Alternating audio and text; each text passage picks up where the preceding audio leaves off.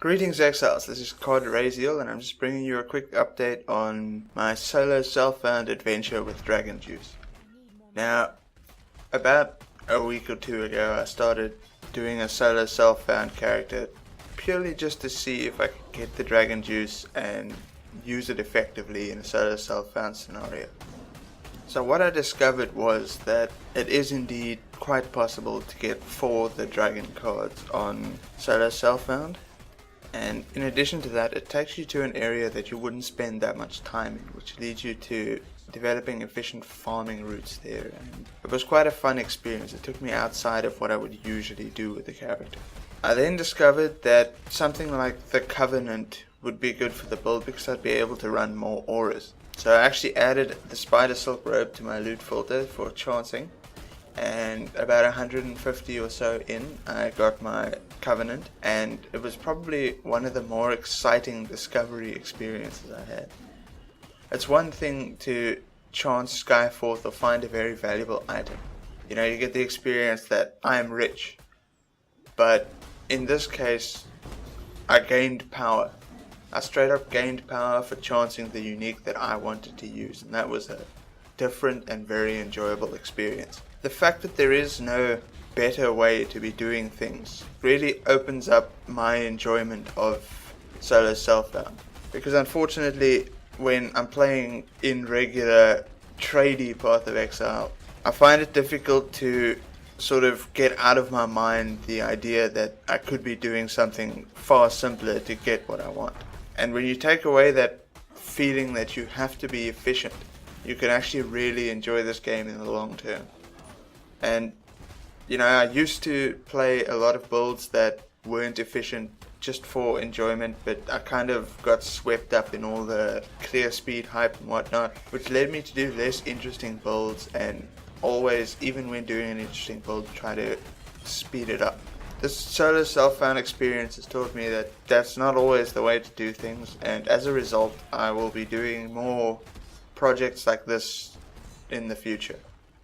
So not every one of my builds is going to be a masterpiece, and I'm not just going to throw out the builds that I didn't think were fast or efficient enough. So bottom line, expect to see more niche and not so perfect builds from me. This is a totally unscripted rant just about enjoying solo self-found and how my character is going. So I hope you guys at least took something away from it. This entire experience has given me a lot to take from, and I just want to quickly show you guys the gear that I've managed to obtain in solo self-found and also give you an overview of my stats. So starting off, I got the Dragon-Jooce or Coruscating Elixir Ruby Flask. I got this by farming the cards in Cruel and Merciless Northern Forest. It took me a while. I grabbed 2 cards in Cruel and I ended around level 57 or 58 there, and then I just rushed straight through to Northern Forest on Merciless and I did the same thing, at which point I ended at about level 73. I had my Coruscating Elixir and I was ready to go. In addition to that, I also made it a priority to collect fragments while I was leveling up so that I could pick up an At-Series Promise Amethyst Flask. This gives me a lot of damage, and it was also reasonably easy to obtain in solo self-found. I lucked into a baited breath chain belt as well, which boosted my damage a little as well as all my ES. I also, much later on, found a Sin Trek. Before this I was wearing Dusk Toe for all that extra chaos resistance, which worked out pretty well.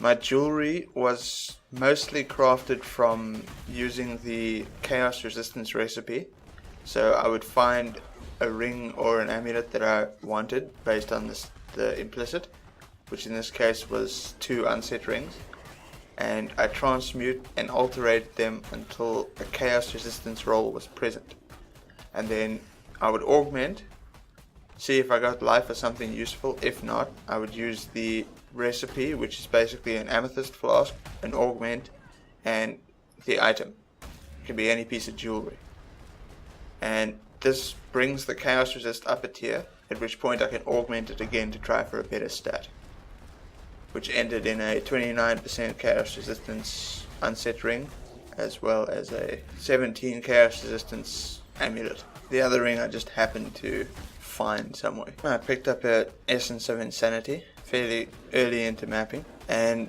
I decided to pop that on my gloves for my shield charge. Just, you know, make it cast a little bit faster. My weapon, I was actually, at the exact time of finding this item, I was thinking maybe I should use a defensive weapon, like Advancing Fortress, for example. But then I identified this weapon and I decided I'm going to use this weapon. It's got attack speed and a lot of spell damage, which is pretty top notch. And even a bit of intelligence for that defense. My shield, I just used a random Essence of Greed on a Vaal Spirit shield so I could get a little bit of extra spell damage. Typically this build before was a dual wielding build, but since I'm in solo self-found, I found that getting energy shield and the other pieces wasn't exactly going to be a trivial thing. Now the helm, I farmed for a decent amount of time to get an Essence of Loathing, and once I finally found one I just popped it onto a helm and I was content to wear whatever I got. I got a decent helm with 250 energy shield, so I can't complain about that. In the end, after all was said and done, my Dragon-Jooce Pick Your Poison Necromancer, as it was originally called, has turned out quite nicely.